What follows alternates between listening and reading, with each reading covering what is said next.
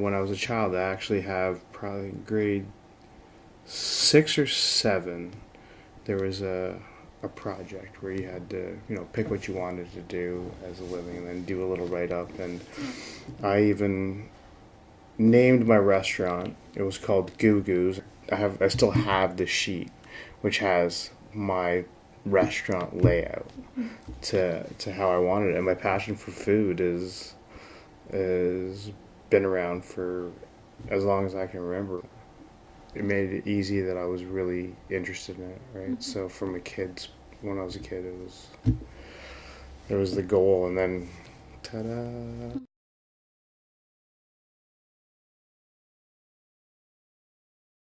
When I lived in Toronto and went to college, I used to do Sunday dinners because I could cook. I had 6 guys in our house, and everyone would chip in $5 to $7 to $10. Usually $5. Everyone chip in. We call friends over. We were all the way from home, right? So to have a home cooked meal was something that we all kind of craved. Mm-hmm. It got to be a pretty big tradition for 2 years, that Sunday dinners, and then it ended up being that someone from George Brown had come to 2 of my Sunday dinners, and it was just a friend of a friend. I didn't know. I just knew him as Paul, and that was that, right? So then he's like, yeah, I sit on a committee at George Brown. We're looking for someone to teach some intro and basics. Would you be interested in the position? I'm like, you let students teach your students?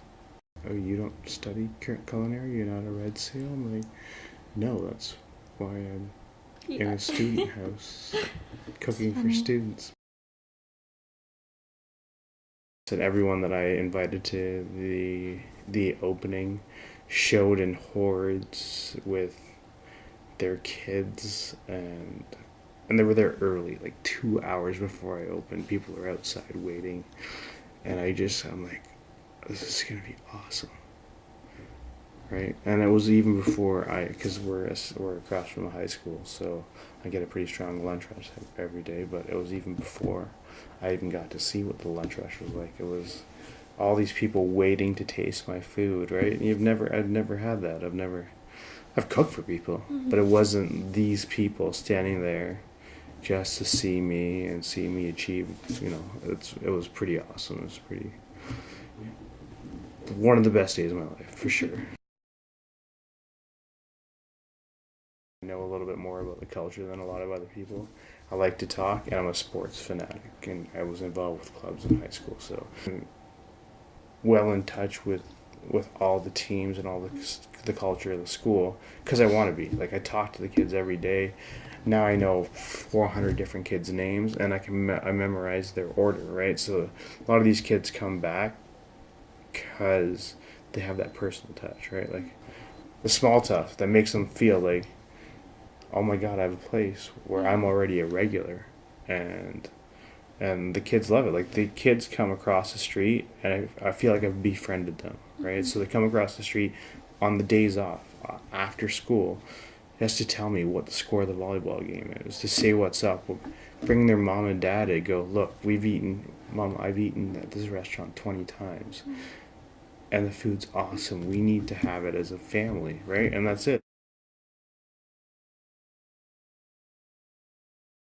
The restaurant game isn't for the faint of heart. You don't get to turn it off. You don't get to leave work at work. And that's sometimes, to me, like, I'm always on 24/7, really. Because when I'm sleeping, I'm thinking about the restaurant. When I wake up, I gotta do stuff for the restaurant, right? Like, the process is more dream driven and than it is actually. It's 2 pieces of paper. You can register online. Like, it's a lot easier, but you gotta have the money. And I scraped down every penny, cash in RSPs, things that I was saving for the future, but I gotta make my future, right? So you gotta take the leap of faith, and it can be, I'll never say it's easy, but it's an experience.